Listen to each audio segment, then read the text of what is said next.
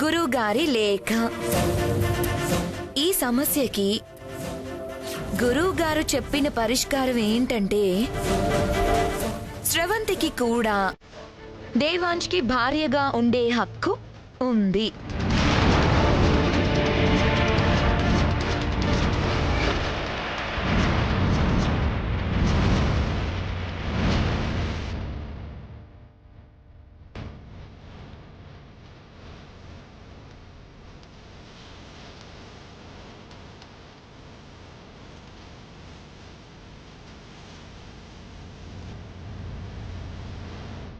స్రవంతికి కూడా భార్యగా ఉండే హక్కుంది అంటే వైదేహి కూడా భార్య అని చెప్తున్నట్టే కదా.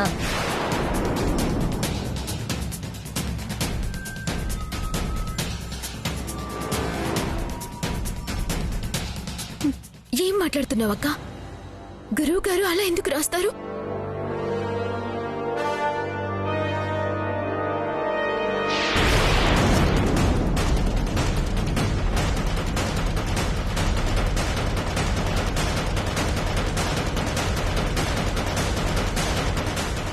ఇంతకీ ఆ లెటర్లో ఏముంది? ఏం రాసుంటారు? నా పేరు గురువు గారు రాశారేంటి? ప్రాబ్లం ముందే తెలుసుకుని మినిస్టర్ అంకుల్ ఏవైనా గురువు గారితో అలా మార్పించి రాయించారా?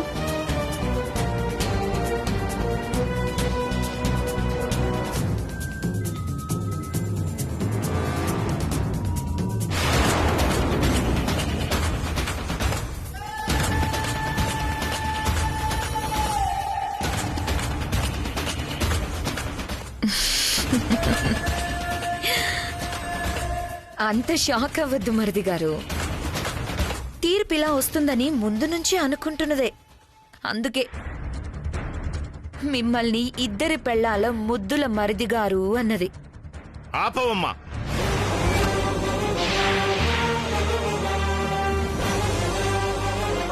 నా అల్లుడికి నా కూతురు కాకుండా ఇంకో అమ్మాయి భార్య అంటే నేనెలా ఊరుకుంటాననుకుంటున్నారు?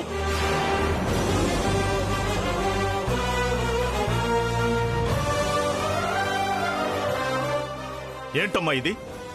గురువు గారు చాలా నీతిమంతులు, న్యాయమే మాట్లాడతారు. నిజమైన కోడలు నువ్వే అని చెప్తారన్నావుగా.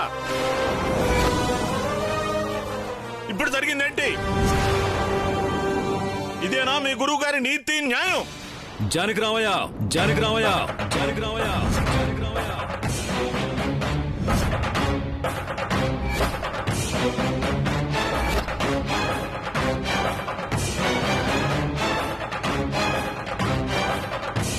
ఎవరికి నీతి న్యాయం లేదంటున్నారు? మా గురువు గారికా? మా కుటుంబం ఇన్ని సమస్యల్ని ఎదుర్కొని ఈ మాత్రం చల్లగానైనా ఉందంటే దానికి కారణం మా గురువు గారే.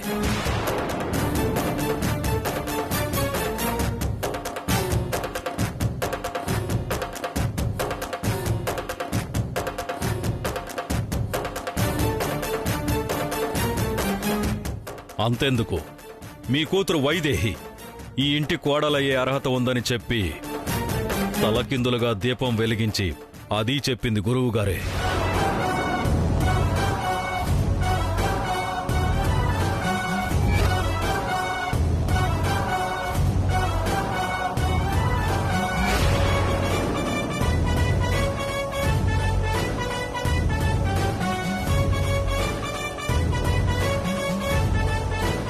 ఆ రోజు వైదేహి విషయంలో ఆయన చెప్పింది నిజమైతే ఈ రోజు స్రవంతి విషయంలో చెప్పింది కూడా నిజమే.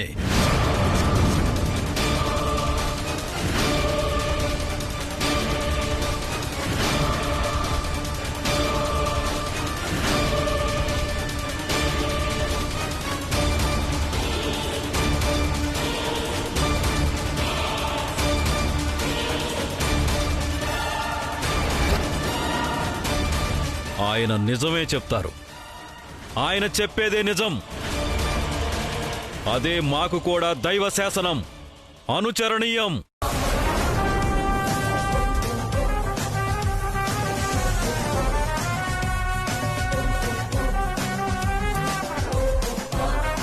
స్రవంతి కూడా ఈ ఇంటి కోడలిగా ఉంటుందన్నది గురువుగారి నిర్ణయం. ఇంటి పెద్దగా నా నిర్ణయం కూడా. ఇందులో ఇంకెవరూ మాట్లాడడానికి ఏమీ లేదు.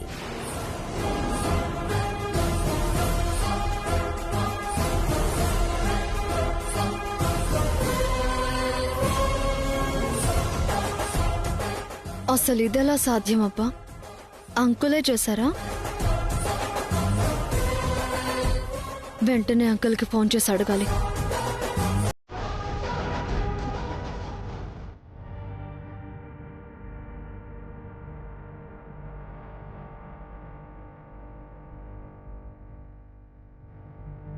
నాన్న నాన్న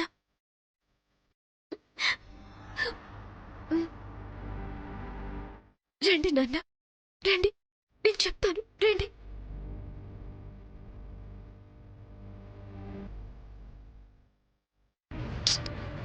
అరే, అందరూ తలో వైపు వెళ్తున్నారే.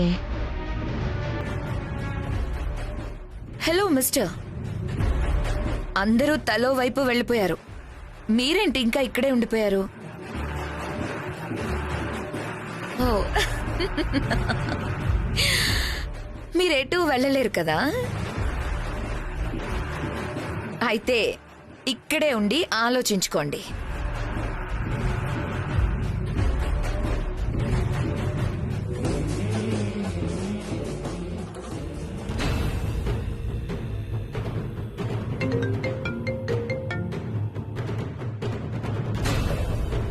హలో బేబీ, పొద్దున్నే ఫోన్ చేసినట్టున్నావు. నేను ఇప్పుడు లేవలేదమ్మా. Sorry baby. It's okay uncle. Phone చేయకపోతే ఏంటి, చేయాల్సిన ఫేవర్ చేశారు కదా. నేనేం చేశానమ్మా? నువ్వే మా అందరికీ దశరథ రామయ్య మేనగోడల స్థానంలో ఆ ఇంటికి వెళ్ళి చాలా ఫేవర్ చేశావు. You're really daring, dashing. నిన్ను పాకిస్తాన్కో చైనాకో గూఢచారిగా పంపించొచ్చు. గుట్టు చప్పుడు కాకుండా పని పూర్తి చేసుకొచ్చేస్తావు. అంకుల్, పొగిడింది చాలు. పొద్దున్న జరిగిన దాని గురించి మాట్లాడండి. అసలు అంత బాగా నా పేరు వచ్చేలా ఎలా మేనేజ్ చేశారు అంకుల్? ఏం మాట్లాడుతున్నావు బేబీ? నేను పేరు మార్చడం ఏంటి? ఏం జరిగింది? అంటే పొద్దున్న మీరు అసలు ఏం చేయలేదా? రాత్రి 2 పెగ్గలు ఎక్కువ తాగేశాను. పడుకుని ఇప్పుడే లేవడం. మీరు చేయకపోయుంటే మరి ఇంకెవరు చేశారు? అసలేం జరిగింది? అదే అంకుల్, రాత్రి వైదేహి చాలా కాన్ఫిడెంట్ గా ఉంది. నా గురించి ఏమైనా తెలిసిందేమోనని భయపడ్డాను కదా. కానీ ఉదయాన్నే తెలిసింది గురువు గారు పరిష్కారం చెప్తారని. ఆయన నిజమే చెప్తారు కాబట్టి వైదేహి పేరు రాస్తారని తన గట్టి నమ్మకం. వైదేహి పేరే ఉంటుందని నేను భయపడ్డాను. కానీ విచిత్రంగా నేను కూడా దేవాంశి భార్యని అని రాసి పంపారు. అవునా? అవునంకుల్. ఇక్కడ గురువుగారి గురించి చాలా గొప్పగా చెప్పారు. పొరపాటును కూడా ఆయన తప్పు రాయరు. మీరే ఏదో ఒకలా మేనేజ్ చేసి నా పేరు వచ్చేలా చేశారేమో అనుకున్నాను. కానీ మీరు కాదంటే గురువుగారే నా పేరు రాశారా? ఛాన్సే లేదే. ఇంకెవరై ఉంటారు?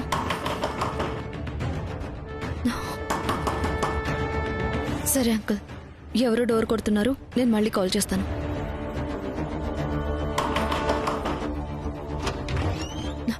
అత్తయ్య, మీరా?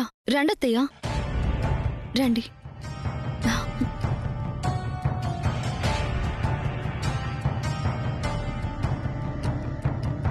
గురువుగారు ఏమని సెలవిచ్చారో అర్థమైంది కదా? అర్థమైంది అత్తయ్య.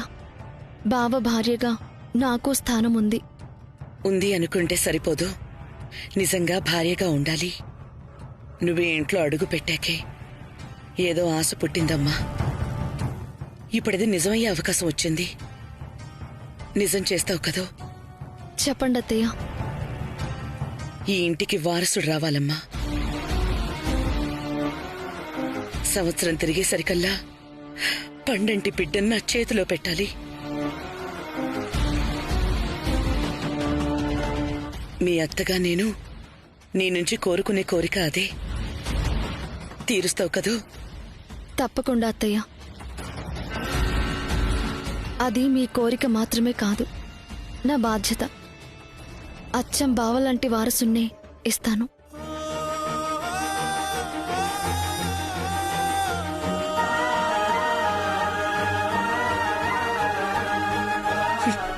చాలా సంతోషం. నువ్వెప్పుడెప్పుడు శుభవార్త చెప్తావా అని ఎదురు చూస్తూ ఉంటాను.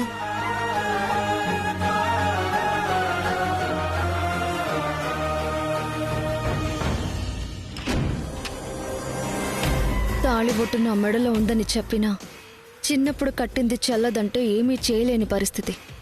పైగా నాతోనే పెళ్లి జరిగిందనడానికి ప్రూఫ్స్ లేవు కాబట్టి ఎప్పుడైనా దొరికిపోయే అవకాశం ఉండేది. ఇప్పుడు అత్తయ్య సపోర్ట్ కూడా ఉంది కాబట్టి ఆవిడ కోరికను కూడా తీర్చేస్తే ఇక ఎవ్వరూ ఏమీ చేయలేరు.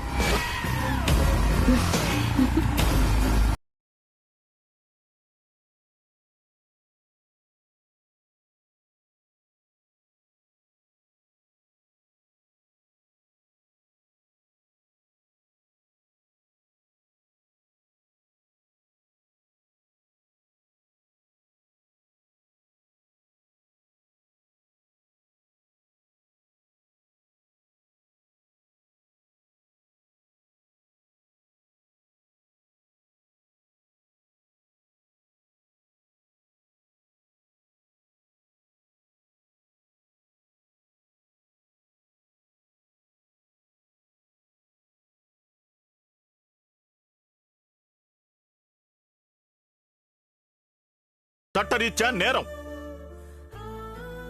ఈ పంచాయతీ నలుగురు పెద్ద మనుషుల మధ్య పెడతాను. అవసరమైతే కోర్టుకెళ్తాను. కానీ వదిలేదే లేదు. నాన్న ఆపుతారా? ఎందుకు పెద్ద పెద్ద మాటలు మాట్లాడుతున్నారు నాన్న? ముందు నేను చెప్పేది పూర్తిగా వినండి. గురువు గారిని మావయ్య గారు దైవంతో సమానంగా భావిస్తారు. మీరు ఆయన గురించి తక్కువ చేసి మాట్లాడేసరికి ఆయన మాట తట్టుకోలేక ఆవేశపడ్డారు నాన్న, అంతే. ఆవేశపడటం కాదమ్మా, నన్ను తిట్టని, కావాలంటే కొట్టని, పడతాను. కానీ నీకు మాత్రం అన్యాయం జరగకూడదు తల్లి, జరగకూడదు. నాన్న, మళ్ళీ మళ్ళీ చెప్తున్నాను, నాకు అన్యాయం జరగదు. ఎందుకంటే శ్రవంతి అసలైన మేనకోడలు కాదు. ఈ రోజు రేపు నిజం బయటపడుతుంది. మేనకోడలు కాకపోతే గురువుగారు ఎందుకు రాశారు? అదే తెలియడం లేదు నాన్న. ఎక్కడో ఏదో తేడా జరిగింది. అదేంటో తెలుసుకుంటాను నాన్న. మీరిక్కడే ఉంటే ఏదో ఒక వాదనలు జరుగుతూనే ఉంటాయి. ఇంటికి వెళ్ళండి. ఈ పరిస్థితుల్లో నిన్ను వదిలి నేనెలా వెళ్ళగలనమ్మా? నాకేం కాదు నాన్న, నేను చూసుకుంటానని చెప్తున్నాను కదా. అమ్మ తమ్ముడు కంగారు పడకుండా వాళ్ళకి ధైర్యం చెప్పండి. వెళ్ళండి నాన్న. ఒక కూతురు తన జీవితాన్ని చేజేతులా నాశనం చేసుకుంది. నువ్వైనా సంతోషంగా ఉంటే చూడాలనుకున్నాను. కానీ ఇలా జరుగుతుందేంటమ్మా?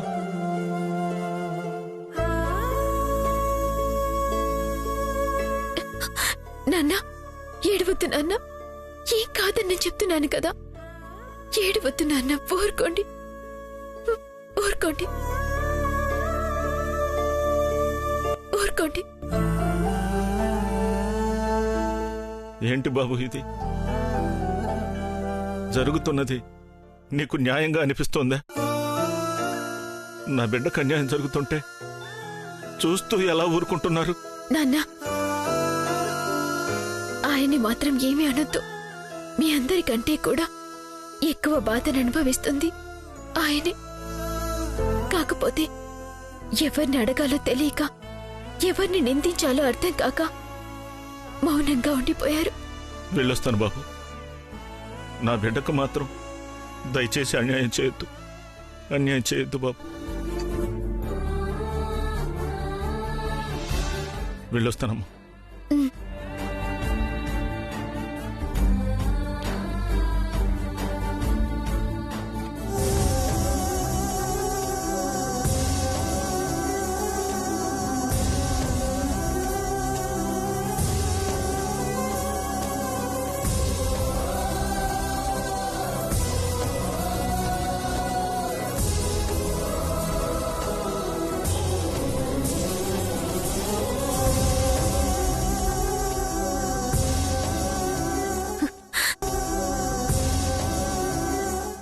ఎక్కడో ఏదో తేడా జరిగింది. ఎవరో తెరవని గుండి కథ నడిపిస్తున్నారు. అదెవరో కనుక్కోవాలి.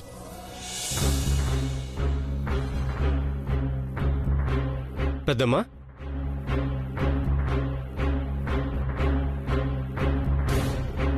ఇప్పుడు నీకు సంతోషమే కదా పెద్దమ్మా?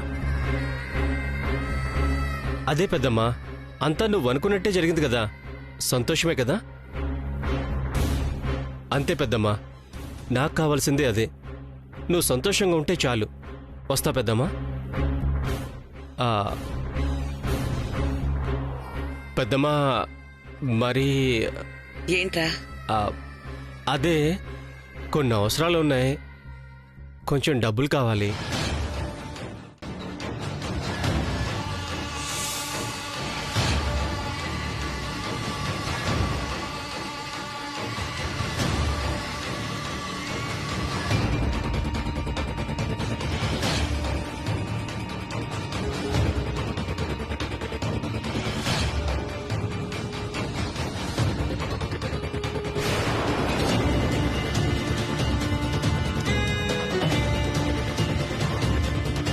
ఎట్టి పరిస్థితుల్లోనూ జరిగింది ఎవరికి తెలియకూడదు.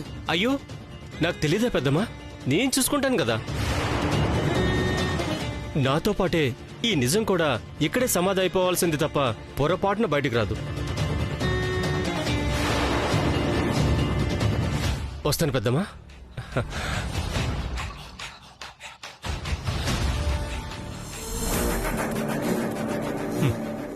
ఈ నిజం బంగారు గుడ్లు పెట్టే బాతు పెద్దమ్మా. రోజుకో గుడ్డు తీసుకుంటానే గానీ ఒకేసారి బాతుని కోసేస్తానా?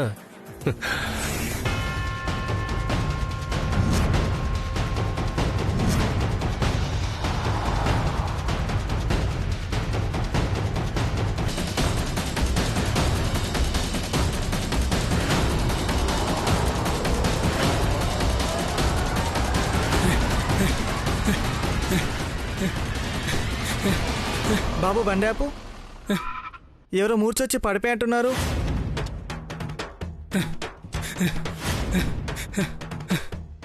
బాబు బాబు బాబు బాబు బాబు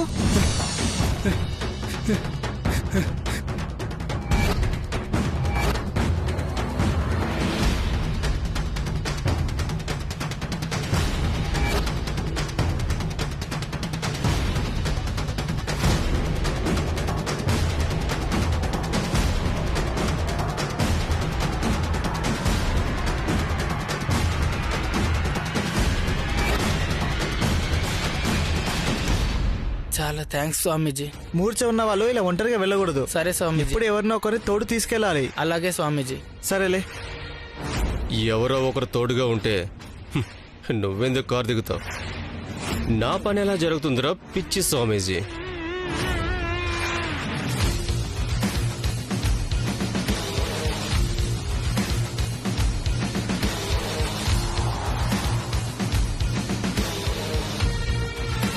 ఓకేనా సార్, పని అయిపోయిందా? ఓకే.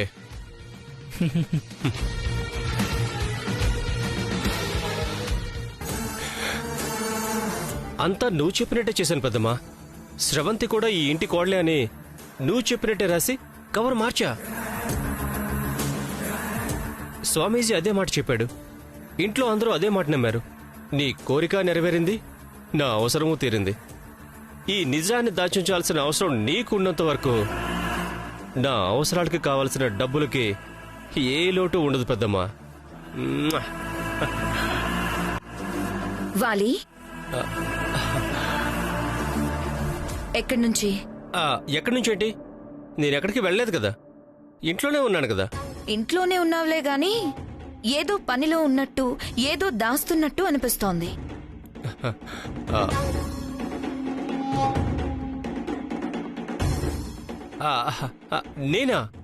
నేనేం దాస్తాను? అసలు నీ దగ్గర దాచే విషయం ఏదైనా నా దగ్గర ఉంటుందా? ఏమీ లేదు. ఏమీ లేకపోతే పర్వాలేదు, కానీ నాకు తెలియకుండా సొంత నిర్ణయాలతో ఏదన్నా చెయ్యాలని అనుకున్నావే అనుకో, ఇప్పటికే చాలా దెబ్బలు తిన్నావు. ఈసారి మళ్ళీ కోలుకోలేవు.